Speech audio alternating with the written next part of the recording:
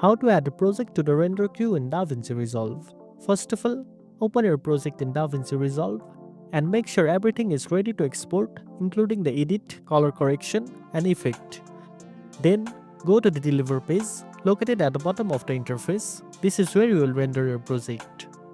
Next, choose your render settings from the panel on the left. You can select from presets like YouTube, Vimeo, or Custom, depending on where you want to use the final video. Set the file name and choose the location where you want to save the file. Make sure the format, codec, and resolution match your needs. After setting everything up, look below and confirm the timeline range.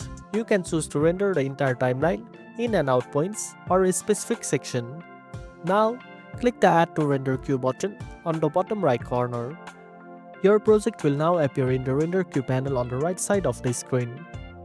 Finally, to start rendering, just click on the Render All at the bottom of the render queue. DaVinci Resolve will begin processing the video and save it to the location you specified earlier. And that's it. Now you know how to add a project to the render queue in DaVinci Resolve.